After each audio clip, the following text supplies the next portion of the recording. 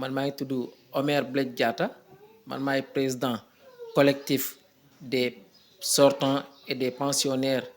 du centre de formation des eaux forêts sages et parcs nationaux maanaam daal ñun école centre buy former techniciens yi nekk ci eaux et forêts ñun foofu lañ cosaanoo quoi suñu collectif bi élèves yi nekk ci école bi la ak ñun ñi nga xam ne dañoo am diplôme ba pare amaguñu xëy ñun ñoo ko formé. lan moo leen métti lu tax ba léegi amagoo leen xëy ak kañ lañ leen former. ñun lu ñu métti mooy école bi boo da nga fay def da ngay am dañ lay jël ci benn concours boo xam ne concours bi c'est au niveau national léegi boo defee concours bi ba pare da kenn du la wax ne emploi n'est pas garanti maanaam xëy bi doo ko duñ la jël nga xëy mais boo ñëwee école di def ay phase test boo demaatee ñun meilleurs yi ngeen jël noonu boo leen eggee école dañuy éliminer waat ci biir élimination boobu nag ci lañ leen di wax ne école bi boo leen paree diplôme rek lañ leen di jox kenn du leen dugal fonction publique te lu waral loolu mooy affaire bi c'est en 1991 la commencé mooy bu ñu changé centre bi def ko bu ñu changé auto-emploi bu ñu changé école bi def ko centre te benn décret la c'est le décret du 6 décembre 1991 moo érigé école bi def ko centre depuis loolu nag école bi élèves yi ak ñi génn dañuy am problème pour ñu am xëy parce que boo xoolee 2012 amoon na grève grève bi même kii lañ amoon même revendication la en 2019 ça veut dire 6 à 7 ans après mu amaat beneen grève boo xam ne même revendication yi la ñu ñuy di revendiquer jusqu'à présent en 2025 mu amaat grève te boo xoolee ba léegi même problème yi la donc en résumé comme français ni ñu koy waxee ce sont les mêmes causes qui produisent les mêmes effets.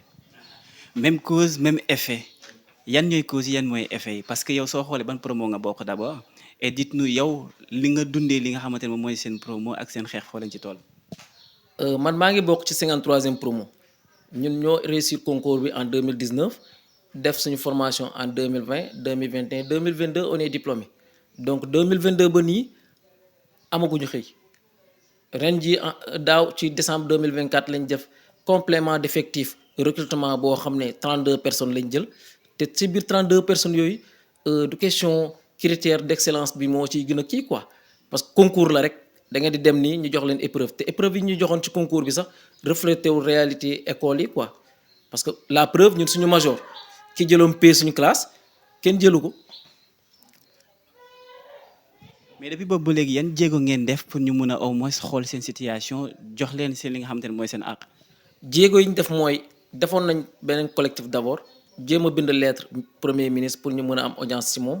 mais daf ñu waxoon ne moom kii buñ ñu revenir dañoo waxoon ne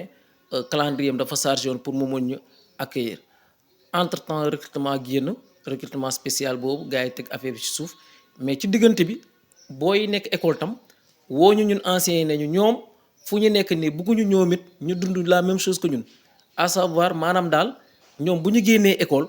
ñu toog ay 3 ans 4 ans 5 ans ci biti balaa ñoo am xëy beneen facteur bi mooy fonction publique boo amee 35 ans kenn du la jël am na ñoo xam ne da ngay génn école kenn du doo âgé mais le système bu fi nekk dafa tax ba yow ci diggante bi da ngay âgé doo mën intégrer fonction publique booy loolu la ñu wax ñi ne ñoom quitte à ce que grève bu ñu entamé nii parce que entamé nañu grève le 14 bi passé ci centre bi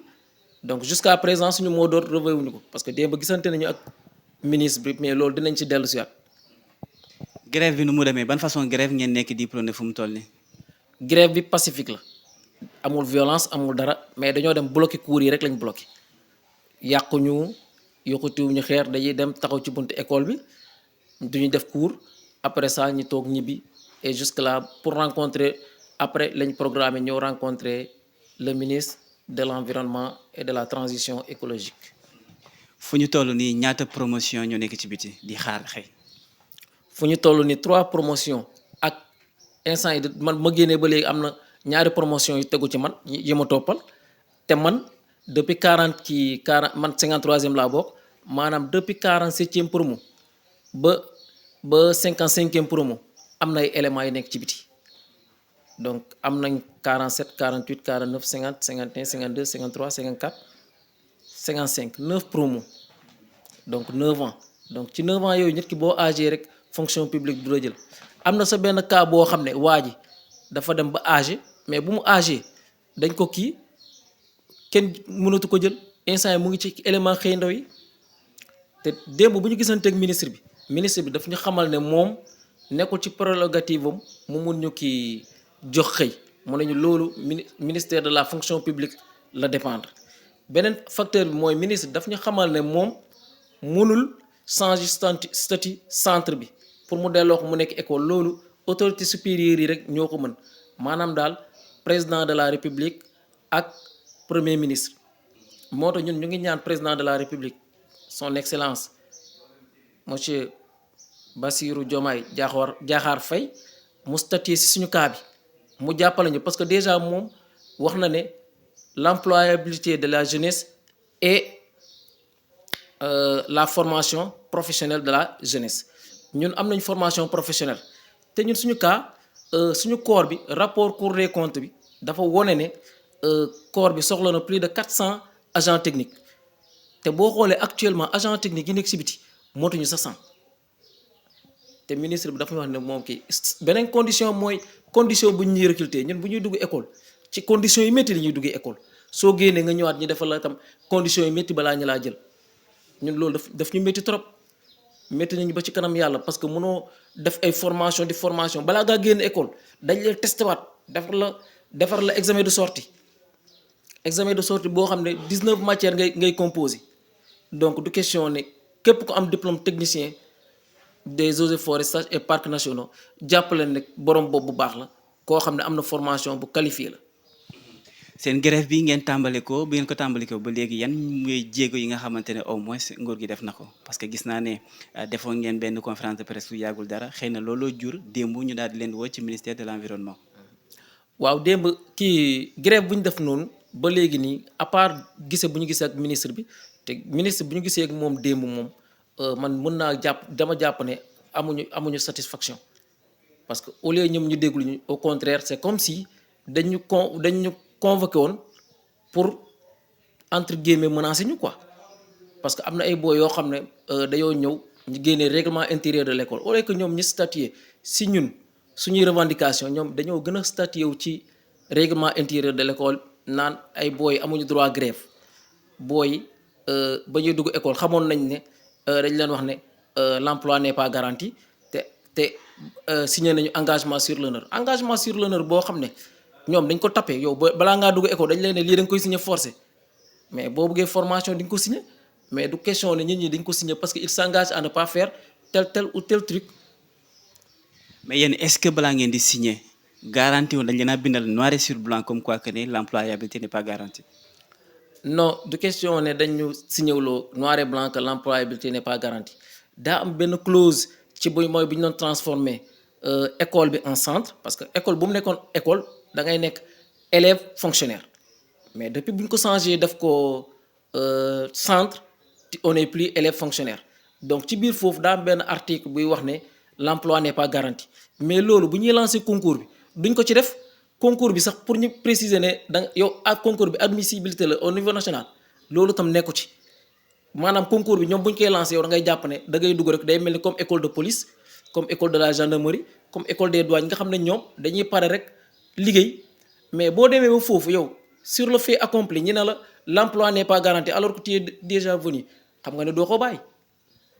lan mooy suite bi gannaaw bi ngeen demee gis ministre de l'environnement mu xamal leen ne xëy na du ay prérogatives la pour mu daal di changer statut école bi yéen loolu leen di def. à suite bi mooy ñun comme que autorité compétente yi du ministre de l'environnement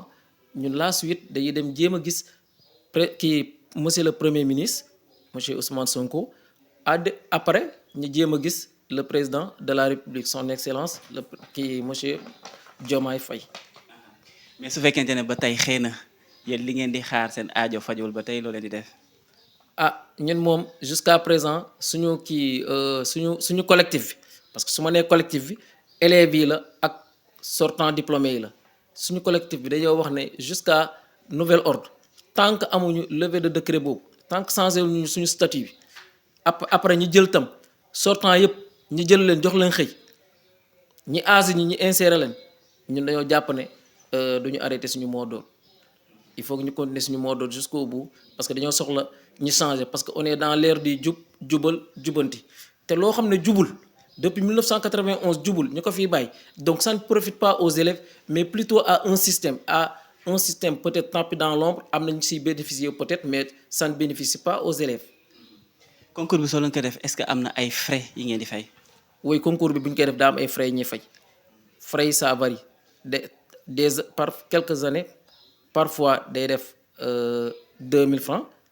parfois 5000 francs et concours bi au niveau national bu ñu koy déposé man par exemple bu ñu koy def ñun on était plus de 26 000 candidats et ñoom dañoo jël 30 plus de 26 000 candidats 30 lañ jël ci biir 30 yooyu ngeen dem école boo leen autant pour moi du école dama bëgg mu nekk école quoi moo tax may wax chaque fois école ngeen dem centre bu ñu demee ci centre bi ci biir 30 yooyu dañ leen di wax ngeen concourir entre vous ñu defaat concours ñu éliminer leen sur 30 ñun par exemple sama promo lay wax dañoo jël 22 ñeneen ñi ñu éliminer leen mais am na promo yoo xam ne 17 lañ jël sur les 30 oui am na benn promo boo xam ne sax 15 lañ jël léegi boo leen paree loolu ñu compléter effectif bi par des professionnels mooy ay gardes yoo xam ne ñu ngi ci corps bi maanaam ñu ngi ci eaux et forêt wala ñu ngi ci parc léegi bu ñu paree loolu ñu jël beneen effectif boo xam ne dañuy fay am na formation payante bi man ba ma fay nekk 800 000 la woon première année deuxième année 600 000 troisième année 600 000 mais actuellement je pense que c'est 600 000 600 000 600 000 donc imaginez koo xam ne papam dafa fay 2 millions wala koo xam ne papam dafa fay 1 million 800 000 après mu toogaa si biti du chemin pendant 2 ans pendant 3 ans 4 ans 5 ans xam ngeen ne loolu neexul ci xol. grève bi ci boppam fu mu toll est-ce que da ngeen koy wëyal wala tout simplement da ngeen toog xaar li nga xamante ne moom moo di premier ministre wala président pour gis ko. waaw grève bi ñun commencé nañ ko depuis le 14 ba fu may wax ak yow nii instant yi cours amul ci centre bi et démb bu ñu gisee ministre bi dañ ko wax ne grève bi day continuer te ñun lu ñuy waajal ni instant yi mooy lan dem camper ci devant ministère de l'environnement et de la transition écologique foofu la ñu bëgg a dem toog takk suñuy brassard wane suñuy métit ba bés bu ñu accueillir ñu statuer ci affaire bi ñu doog a mën a lever mot d'ordre mais pour l'instant moom mënuñu kii dara mënuñu lever mot d'ordre bi tant que situation bo teguñu ñu dara loo xam ne dina mën a changer suñu situation changer situation école bi centre bi changer situation élèves yi itam. j'espère que doon grève de la faim. lépp lu mu laaj rek dinañ ko joxe mën na doon grève de la faim si possible.